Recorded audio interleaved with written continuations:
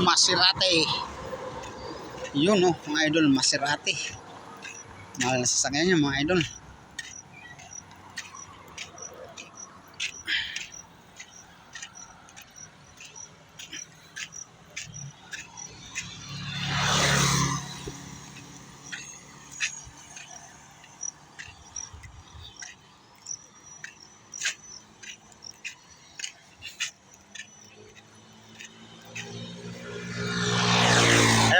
Mga idol, oh, pauwi na siya. Alas 4. Outgoing na. Sarap umuwi ng ganito. Meron pang araw, maliwanag pa pagdating mo sa bahay. Kikita mo na yung pamilya mo.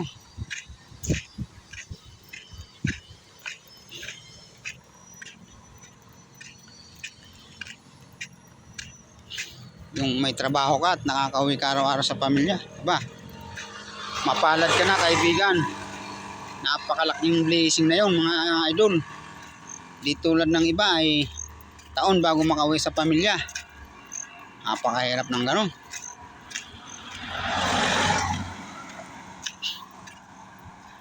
Kaya saludo pa rin ako dun sa mga matsatsaga dito sa Pilipinas na kahit na hindi man tudong umangat ang buhay ay nakakaraos naman.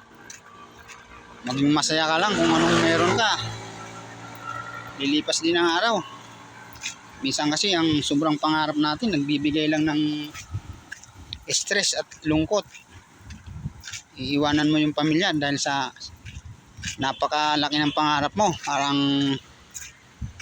mauubos ang taon mo na hindi ka piling ang pamilya. Ay malungkot mga idol. Wala naman tayong hinahangad kundi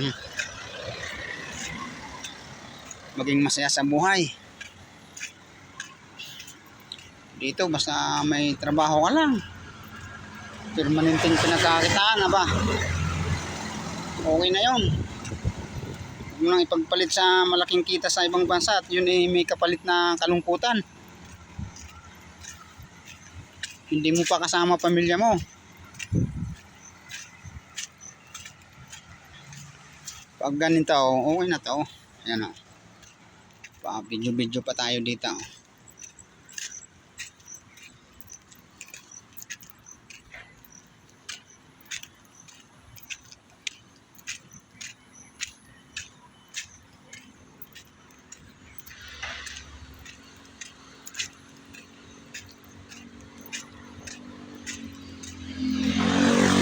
Pauwi na si kuya. Ano, sarap na oh. Alas 4:30 nasa bahay ka na.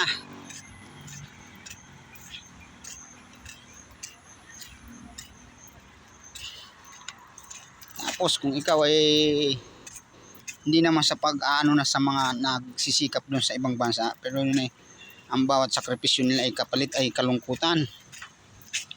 Dapat sana yung mga naiwan ay huwag naman masyado asahan ng mga kapamilya doon sa ibang bansa at yun ay nagtitiis ng lungkot at hirap. Pangalagaan ng bawat piso na ipinagkakaloob ay hindi para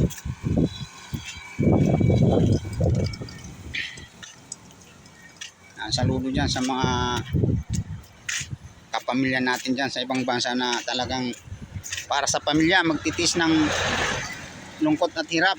Shout out sa inyo, ingat kayo mga idol dyan Sana makamit nyo ang yung mga mithiin sa buhay.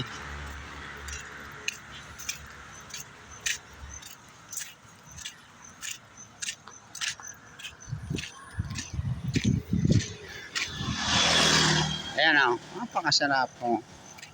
Pauwi ka na, 30 minutes, nasa bahay ka na. Kapiling mo yung asawa at anak mo kung mayroon kang pamilya. Nanay, tatay mo, kuya, ate mo, mga kapatid mo, mga pinsanin mo. Anong sarap daw. Pagdating ng gabi, makakatulog kang mahimbing dahil lahat kasama mo.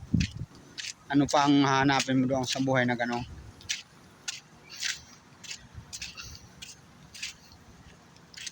Pagpapalit mo ba ang pamilya mo sa karangyaan na magdudulot lang sa iyo ng kalungkutan?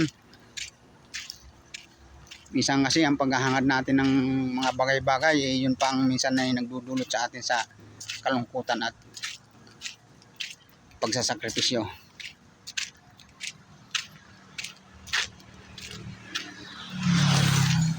Ayan o, diba? Pauwi na yun mga idol o.